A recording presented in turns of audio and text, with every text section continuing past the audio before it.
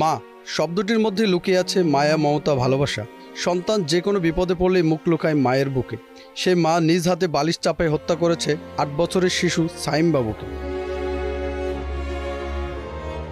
ঘুমন্ত শিশু সাইমের বুকের উপর বসে ৫ মিনিট মুখে বালিশ চেপে রেখেছিলেন মা রেশমা খাতুন। শ্বাসবদ্ধ হয়ে যখন নিস্তেজ হয়ে পড়ে সাইমের নিথর দেহ, তখনই তাকে ছেড়ে দেয় মা রেশমা খাতুন। এরপর স্বাভাবিক মৃত্যু সাজাতে নিজেই প্রতিবেশীদের ডাকাটাকি শুরু করেন মা রেশমা খাতুন। জানান তার ছেলে ঘুম থেকে আর উঠছে না। সন্দেহ হয় প্রতিবেশীদের, ঘরে গিয়ে দেখেন সাইমের মরদেহ পড়ে আছে বিছানায়। আমাকে ডাকে বলে সাইম কথা বলে না, ঘুমাইছে। তা আমি তখন বললাম যে ঘুমানা ছেলে আবার কোনোদিন কথা বলে, কিছু হয়েছে, জ্বর হয়েছে? না, তা কিছু হয় না, ঘুমা। তো কোথাও না, আমি লারে সারে দেখছি ছেলে কথা বলে না বলে আমার রুমতি কান্না করে। তখন আমি আবার দৌড়ে আইছি যে কি ব্যাপার দেখি। তো আমি আসে দেখি যে ছেলের গাও ঠান্ডা, ঠোঁটটা কালো হয়েছে। আমি আবার সাথে সাথে নাড়ে সারে দেখছি লেশ ফেসা আসলো, তখন শক্ত হয় নাই। খবর দেওয়া হয় পুলিশকে। পুলিশের জিজ্ঞাসাবাদে সন্তানকে হত্যার বর্ণনা দেন মা রেশমা খাতুন। পুলিশ আসার পর জেরাজারি করার পর ওই মহিলা স্বীকার খাচ্ছে যে হ্যাঁ আমি বালিশ ঠাসা দিয়ে মারিছি। ওই বাসায় থাকা সিসিটিভি ফুটেজে দেখা যায় মাদ্রাসা থেকে বেলা 11:30টার দিকে শিশু সাইমকে নিয়ে বাসায় আসেন মা রেশমা খাতুন। এরপর দুপুর 2টার দিকে তার ঘরের জ্বালানা দিয়ে বারবার উকিঝুঁকি মারতে তাকে দেখা যায়। ঘরের বাইরেও বের হয়েছেন একাধিকবার। ওই সময় ঘুমন্ত সাইমকে খুন করেছেন তিনি। কিন্তু কেন হত্যা করা হলো 8 বছরের শিশু সাইমকে?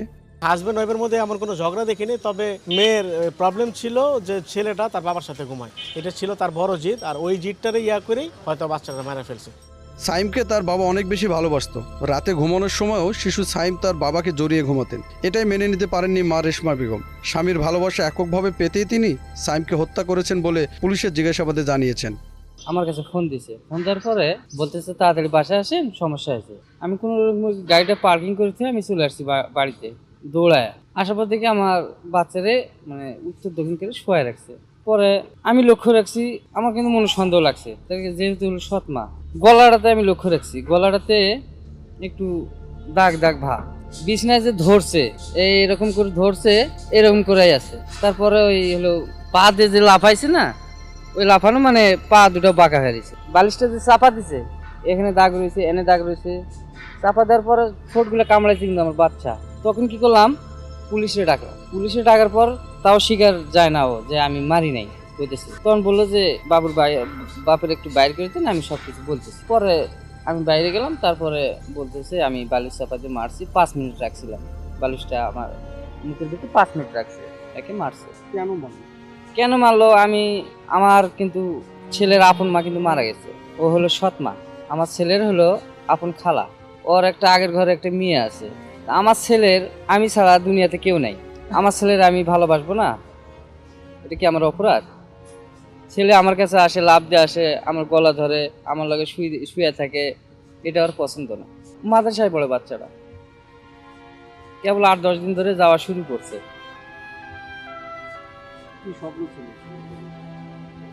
ওর নিজের মায়ের স্বপ্ন আছিল আমার ছেলের হুজুর বানাবে।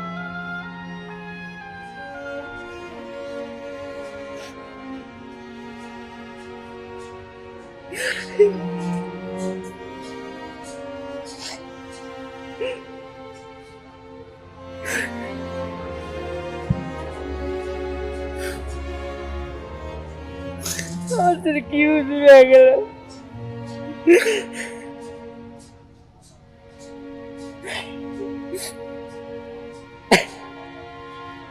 আপনি কি শাস্তি চান?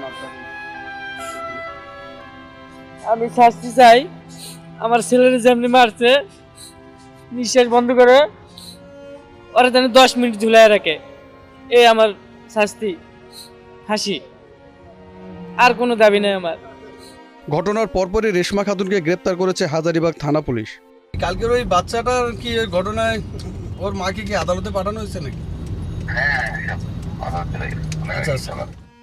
মায়ের এমন নির্মমতায় অবাক প্রতিবেশী ও আত্মীয় স্বজনেরা। তাই শিশু সাইম বাবুকে হত্যার ঘটনায় মা রেশমা খাতুনের ফাঁসি দাবি করেছেন তারা।